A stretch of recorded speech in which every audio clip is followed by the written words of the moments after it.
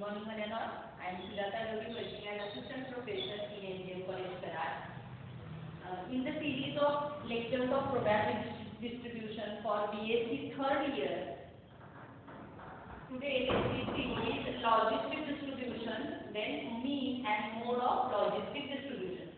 So definition of logistic distribution is, let X is a continuous random variable with, for logistic distribution we have two parameters mu and sigma. Let X is a continuous random variable with the two parameters mu and sigma. If the period of X is, so Fx is equal to, we have e raised to minus x minus mu upon sigma divided by sigma into bracket 1 plus e raised to minus x minus mu upon sigma bracket square.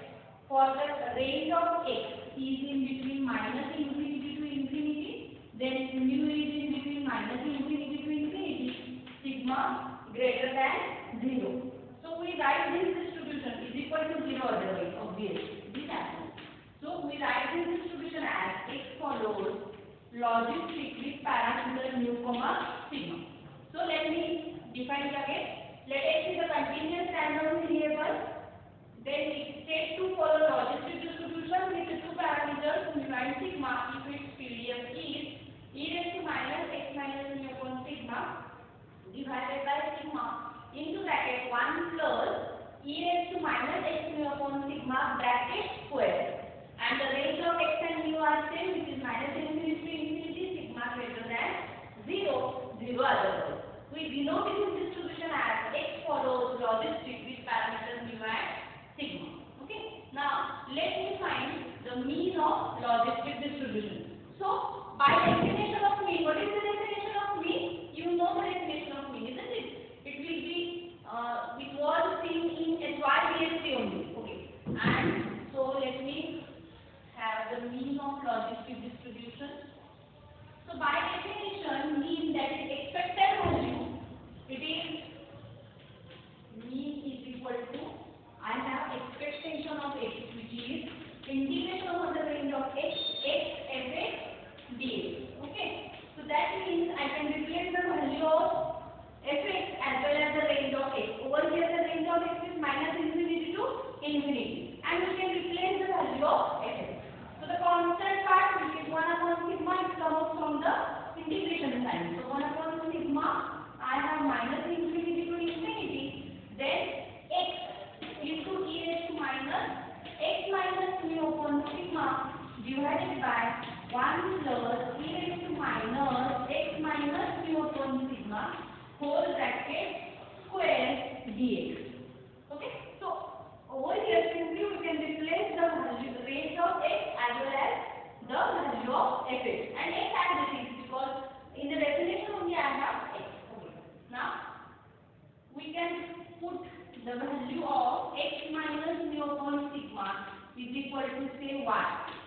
That means dx is equal to sigma dy. And what about the range? See, the range is, suppose x is in between minus infinity to infinity, then what is the range of y? What is the range of y? So if it is in minus infinity to infinity, we put if minus infinity, the range of y is again minus infinity. If we put infinity, it is again infinity. So the range of y as it is, that is minus infinity to infinity. Okay. Now let me put the values. So expectation of x now is become 1 upon sigma as it is, range as it is. Now we put the value. See, we can put the value of x. Okay. So the value of x over here is, see, if we have the value of x, it is sigma y plus mu. Okay. So we put the value of x as sigma y plus mu. Okay. Then it is e raised to, instead of bracket I have y. So e raised to minus y upon 1 plus e raised to minus y. 1 plus e raised to minus y bracket square. I have sigma dy. Okay. Because dx is sigma dy. So we put the values over here. Now in the next step, see, sigma get cancelled.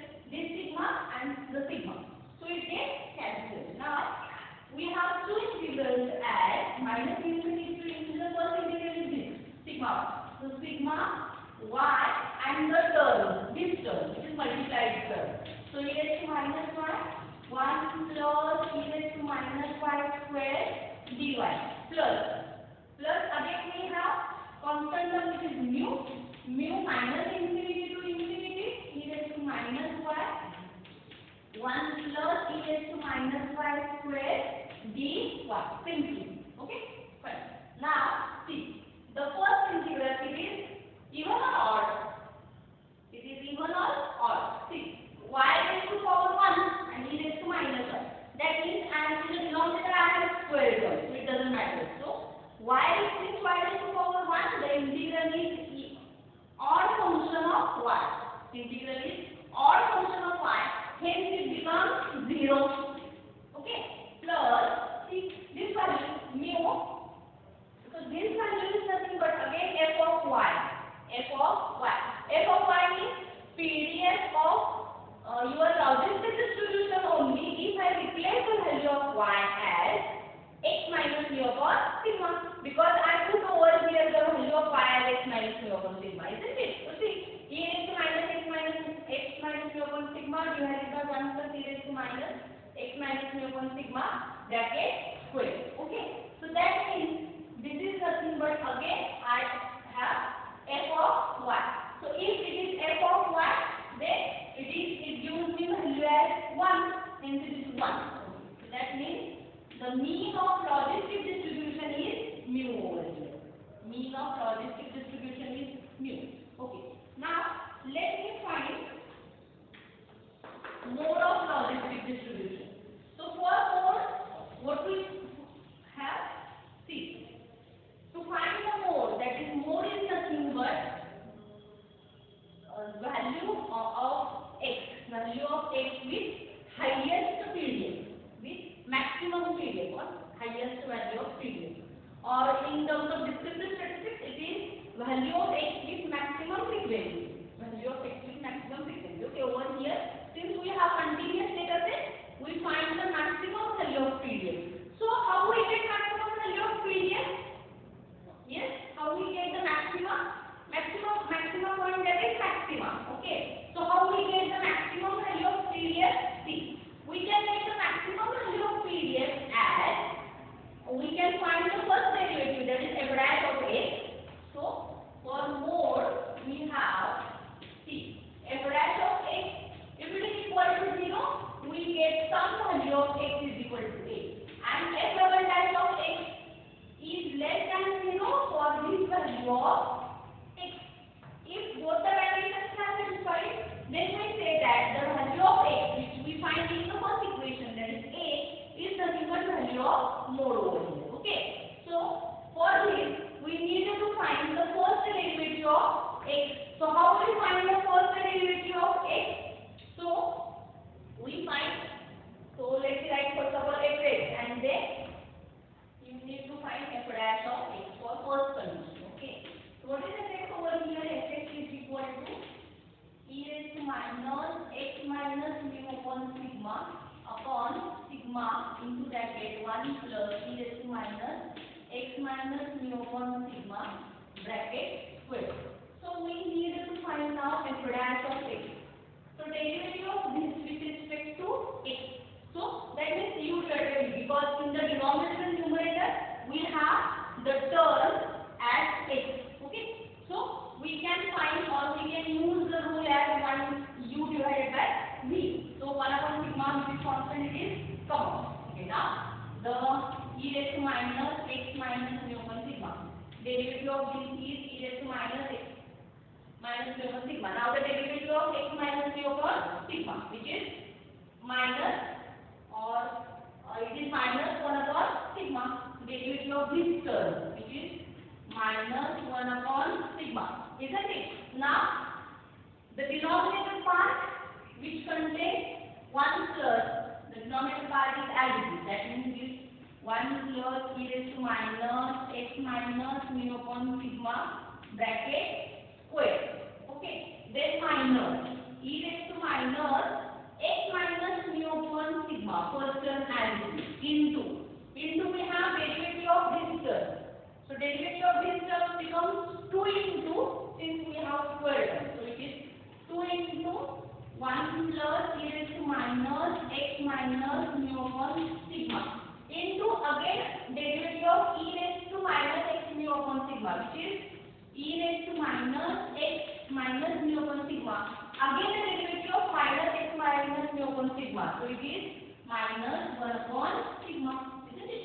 So, and whole divided by, again I have denominator term, and denominator term becomes this raised to 4. Okay, so that means I have 1 plus e raised to minus x minus mu upon sigma, that gets raised to 4. Okay, so that is the f dash of x. Okay, this 1 upon sigma is in the denominator. Okay, so that means it is in this manner. So over here sigma is present.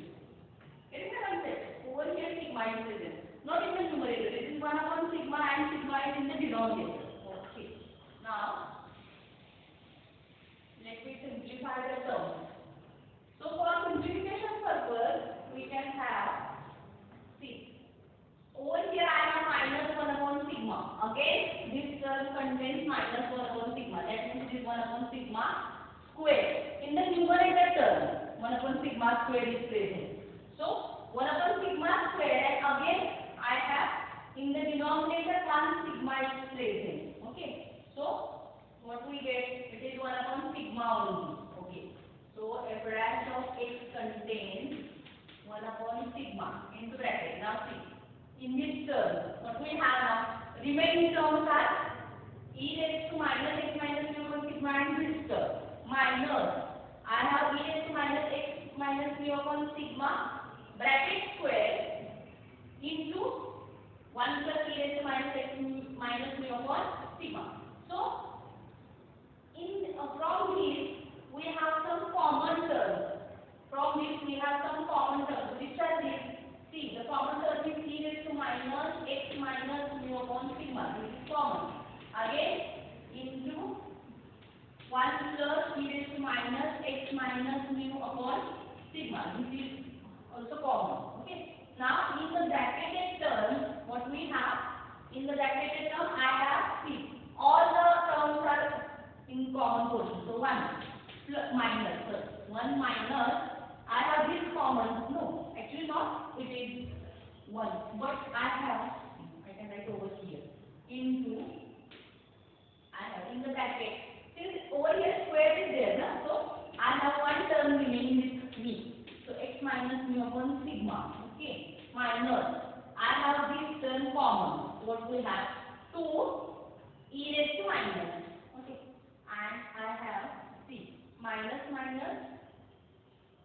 upon sigma common from both. No, it is 1 upon sigma square. See, because minus 1 upon sigma common from both the sides. Is minus 1 upon sigma common, or only 1 upon sigma? Minus 1 upon sigma is common. Then what we have? Minus 1 upon sigma and sigma. So it is sigma square. Not only sigma, but it is sigma square. Sorry. And we have minus. Then it is 2. Then I have e raised to minus x minus mu upon sigma. Okay. And that's complete. And 4 divided by, again I have this term. So I have the term as, this is my numerator. Okay. And 4 divided by, I have 1 plus e raised to minus x minus mu upon sigma bracket raised to 4. Okay. So this is the term which I have.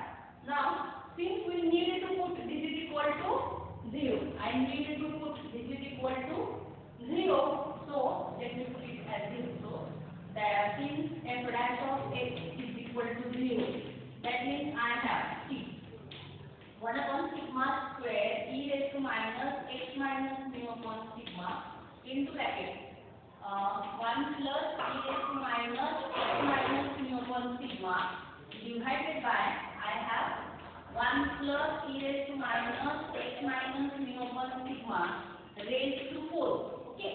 And in the curly bracket I have this term. So that is 1 plus e raised to minus x minus mu upon sigma. Then minus 2 times I have e raised to minus x minus mu upon sigma. Okay. And this is whole equal to 0. So since this is whole equal to 0, I can have the multiplied term equating to 0. I have only the term remaining is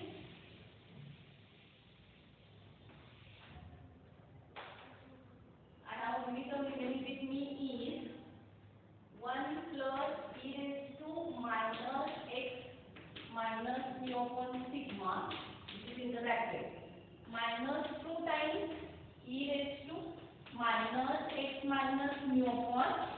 sigma, this is equal to 0. Okay. Now let me simplify the term. So for simplification, we have 1 plus e raised to minus x minus mu upon sigma minus 2 times e raised to minus x minus mu upon sigma is equal to 0. So what we get over here?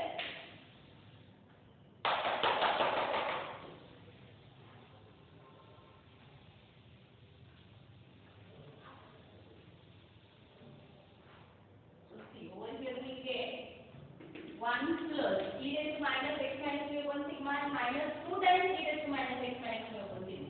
So we have only the remaining with us is minus e raised to minus x minus mu upon sigma is equal to 0.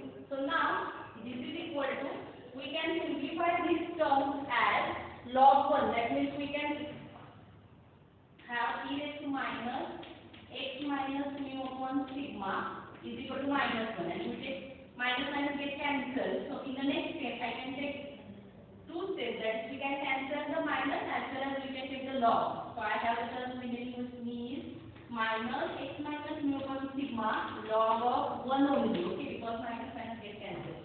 So log 1 is, what is the value of log 1?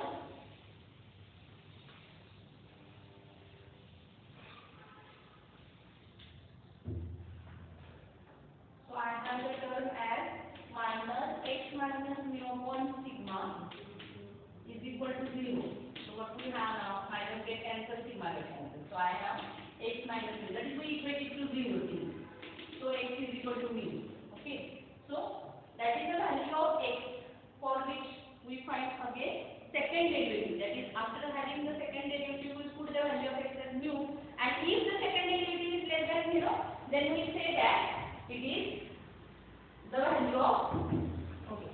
So second derivative, actually I will write the second derivative directly. So f double dash of x, we can get this as, after simplification, that means after putting the value, we can get this as e raised to 0 1 plus e raised to 0 bracket square minus 2 times e raised to 0 1 plus e raised to 0 cube minus 2 upon sigma cube 2 e square upon 1 plus e 0 cube minus 3 e raised to 30 divided by 1 plus e raised to 0 raised to 5. So this is the term which we get, and this value is strictly less than this. In the exam, if you write after simplification we get f double dash of x less than 0, then it also works. Okay. So that means we for first equation f dash of x is equal to 0, we get the value of x as mu, and since second derivative is 0, the value of mode, which is the value of x, and which is mu. So over here, since x is equal to mu, we get the value of mode for logistic distribution is mu. That is my first parameter. So in this lecture, we observe that mean and mode of